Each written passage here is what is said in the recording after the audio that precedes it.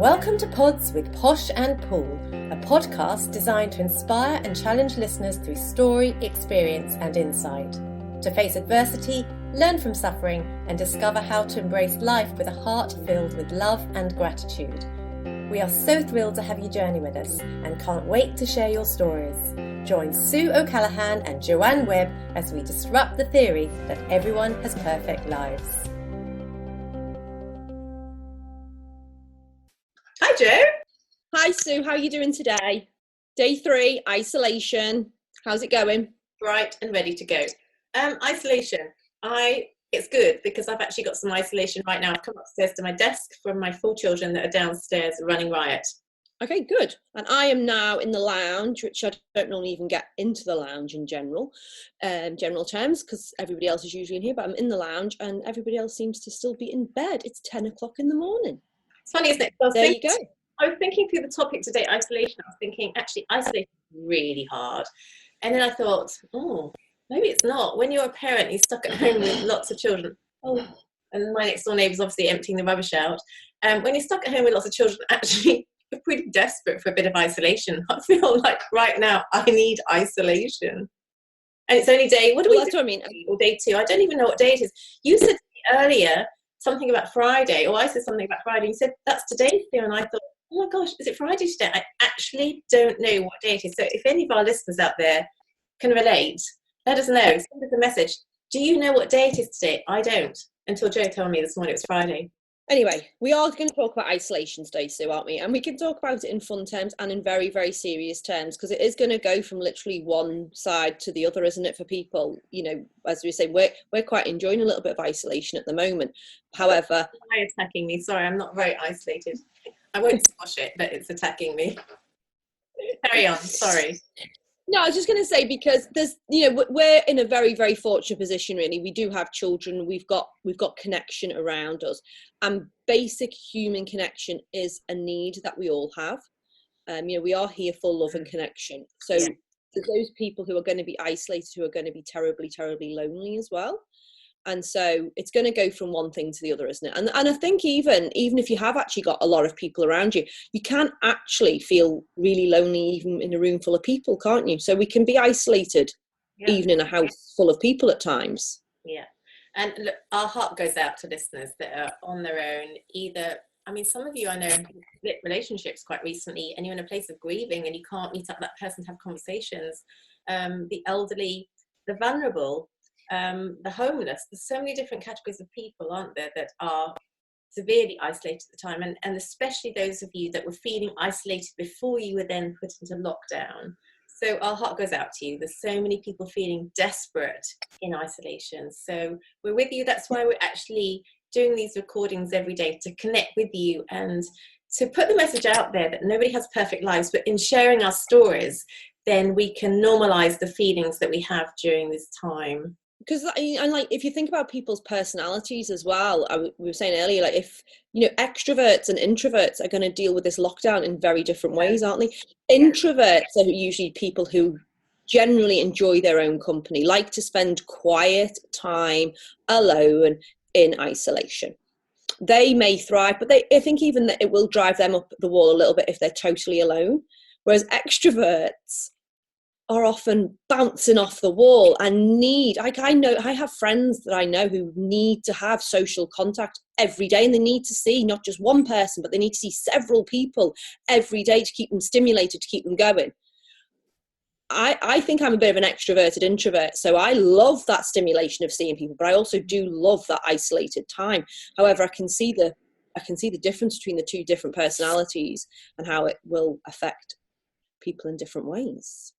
Totally. And you're lucky, aren't you, that you can enjoy both your downtime and your time connected with other people. And I guess the advantage of being in lockdown today is that we have social media. But that's also a challenge, isn't it? And I know that one of our mutual friends asked us the other day, how do you deal with screen time? Because I'm finding with 4 late teens, early 20s, that I was in a place of trying to restrict social media time for them and send them out on the street, send them out to go meet with their friends rather than be on the internet. And we just got to quite a sort of mutually agreeable place where they weren't on devices too much. And now I'm actually saying to them, your friends are so important, connection's so important. Go and call a friend, go and get a group chat going. So now I've gone to the other extreme, and I'm finding that quite hard to balance. And I'm sure that lots of listeners, again, their big question is, we're trying to protect their device time, and now what do we do about it? And that's a big question, isn't it, that we put out there. Put it to you, Jo. What do you do about device time? Because your 4 children are really sociable, aren't they? They're always out with friends the whole time. How are they managing it? Well, I think there's I'll get my words out in a minute. I think it depends what they're doing on their device as well, to be honest with you. If they're literally just sitting there watching Netflix for the entire day, well, that's probably not going to be the best thing for them, is it? However, if they are connecting with friends and having good, nice conversations and relationships and having a bit of fun online, well, that's good for the soul. And then also if they're going to do some schoolwork, well, that's great, educational, whatever. And then if they do watch a little bit of Netflix and here and there, then that's not going to be an issue. I think it all depends on what it is they're doing online. Like, I would rather my children didn't go off to their rooms and spend tons and tons of time online.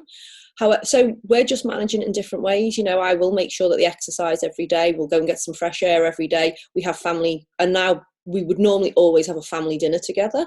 However, once they get out of bed, they might have breakfast, but I think we'll definitely always have family lunches and family dinners together. So we're all coming together for a certain amount of time, device free.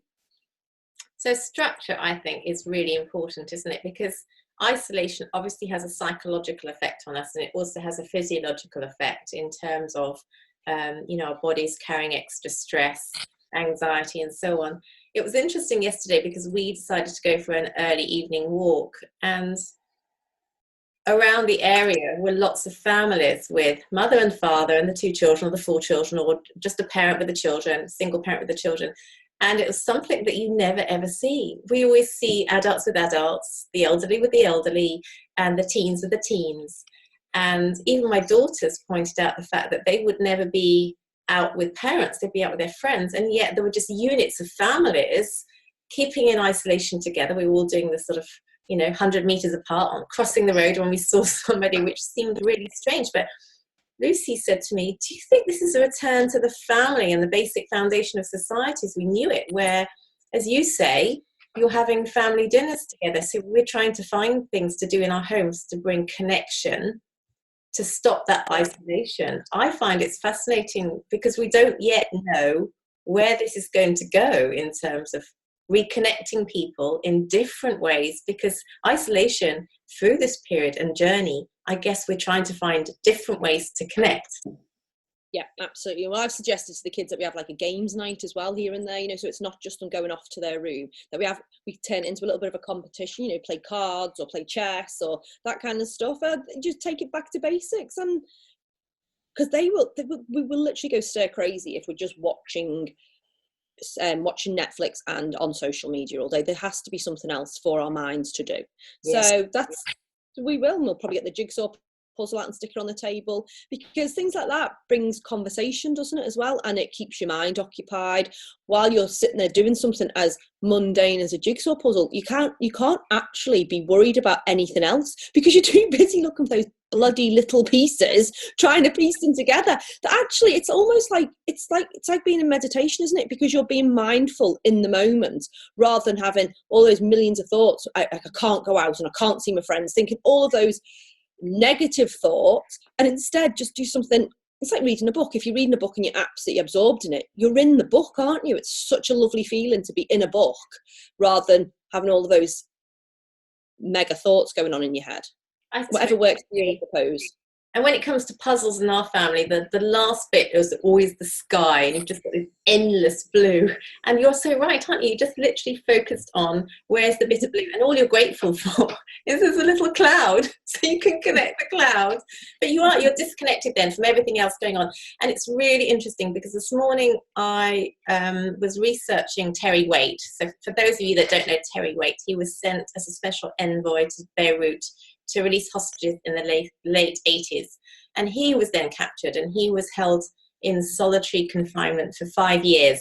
And he spent up to 23 hours a day chained to a radiator.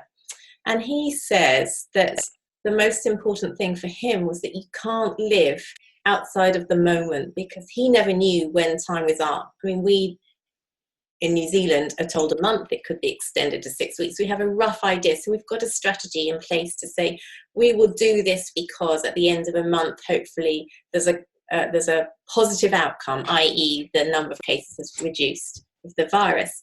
He didn't have that. So it was an endless journey. And you think of Nelson Mandela in prison for all those years. Terry Waite says, when you're in the present moment, all you need to do is that present moment. If you're on here suffering from anxiety and depression, then stay in the present moment. And he said what he did actually, he wrote stories in his head, which he then put onto paper when he came out. So he was writing a book in his head. He was documenting the stories in his head. And he says also that everyone needs a framework within which to work.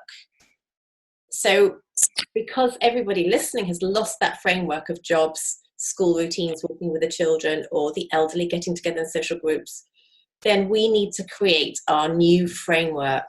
And I know yesterday we were talking about goal setting. It comes back to that, doesn't it, Jo? That within isolation, we can do something to help ourselves. Instead of feeling disempowered, we can re-empower ourselves by us creating a new framework.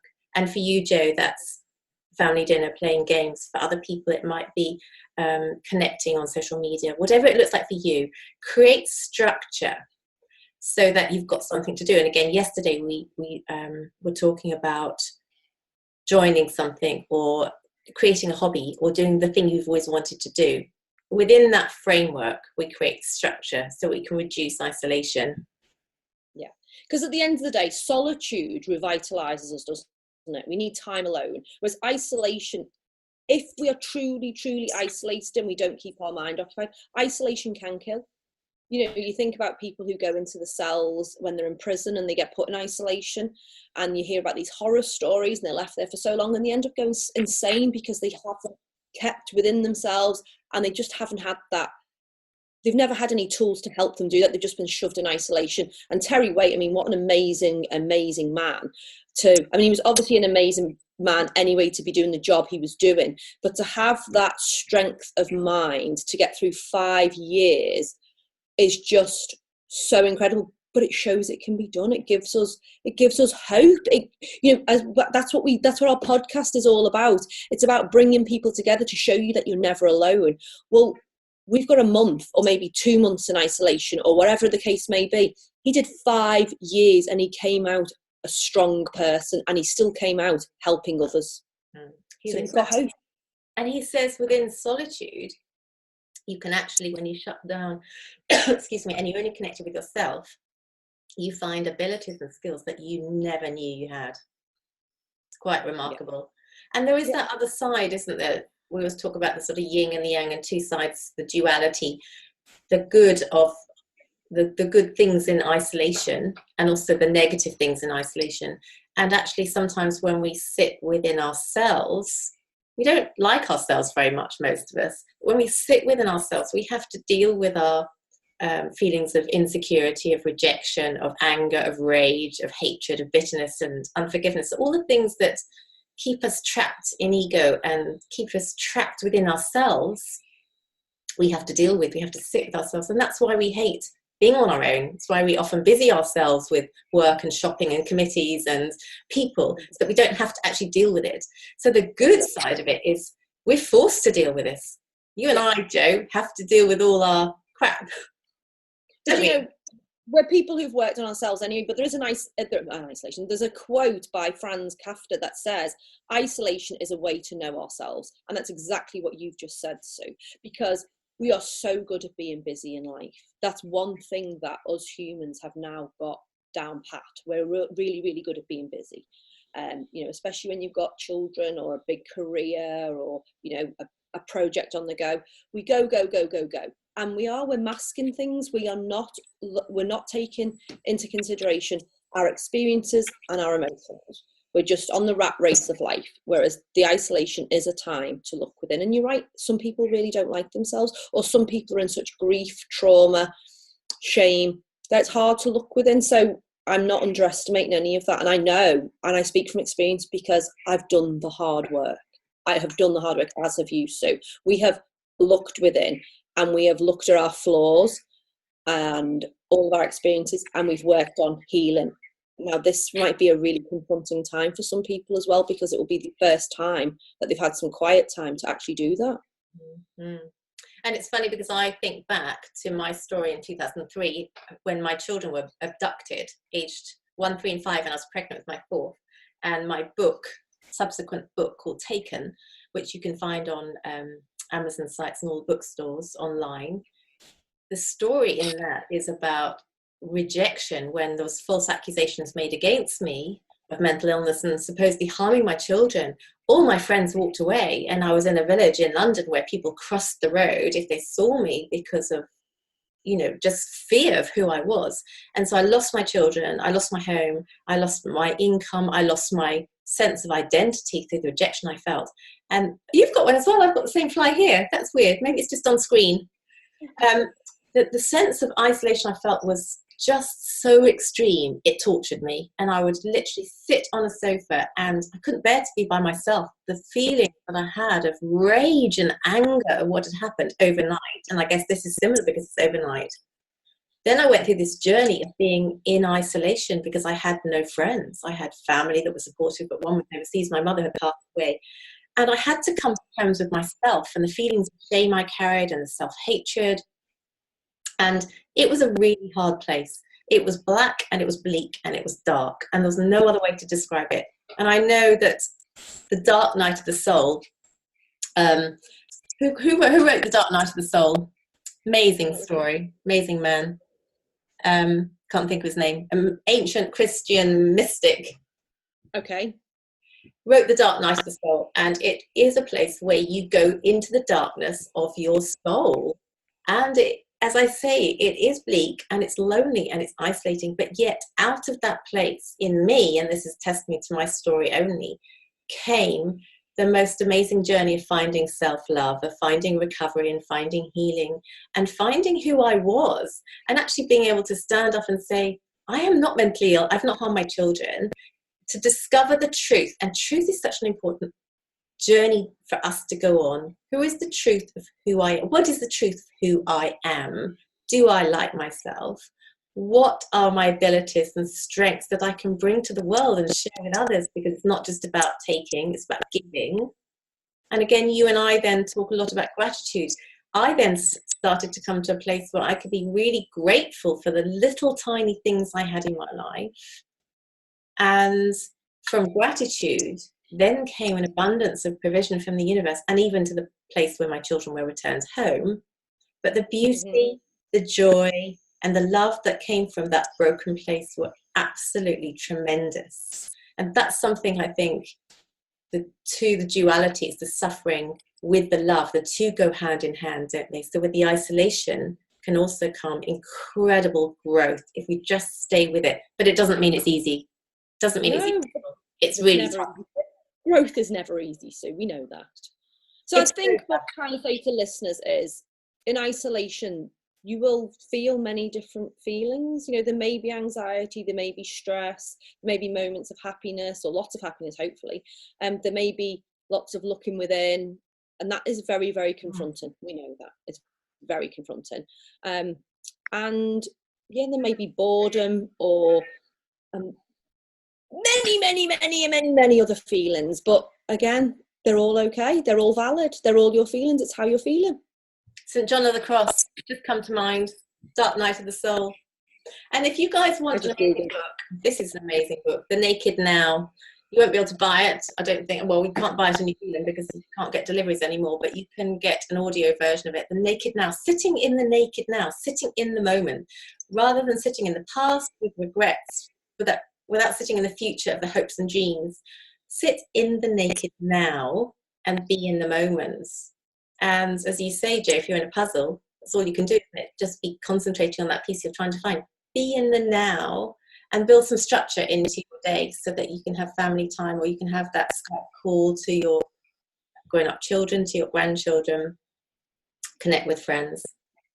Yesterday we had a really nice afternoon, actually. We had afternoon tea and we Skyped a girl that we know is on her own. So she kind of sat at the table and had afternoon tea with us. It was a bit mean because she couldn't eat the chocolate cake. But she was at the table and she said, I feel I'm sitting at your table with you. And I thought, gosh, that's such a great thing. You know, if you've got a family situation, you know, somebody's on their own, you've got an elderly relative, you've got whoever it is, Skype them at a meal time, Skype them when you're all together, or play a game and have them on board, because then they'll feel connected, even though they can't join in with you. They'll actually feel part of your family. Bring people in. Absolutely. Totally. So, yeah, try to think of it as solitude rather than isolation, and keep your mind occupied as much as you can. That's probably the best advice. But then have them quiet moments as well. There's some amazing research that's taken place on isolation, and they did it with astronauts who quite clearly isolated for a period of time, those that are incarcerated in prisons, those that are immune compromised, and those that work in the Antarctic. And they said, you know, isolation does actually kill. At the worst point, in the best case scenario we've got, that you can survive it and make the most of it and find love and everything else, the worst case scenario is that you die. And in the war, they tortured prisoners of war by putting them in isolation. That was the greatest form of torture. As you said at the very beginning, Jo, we're born for connection. We're meant to be with people. So it's the topic of today encompasses so many different things, doesn't it? And I know that with you listeners, it will resonate as well. We would love you to message us. We'd love you to just write some comments on our Facebook page. We're Pods with Posh and Paul.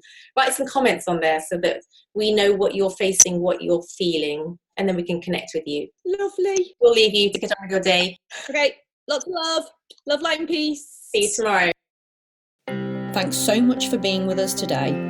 For us to inspire others to live their magnificently imperfect life, please subscribe and leave us a 5-star review on iTunes or on your podcast app. You can also follow us on Instagram and Facebook at Pods with Posh and Paul. We can't wait for you to join us on our next episode. Love, light and peace.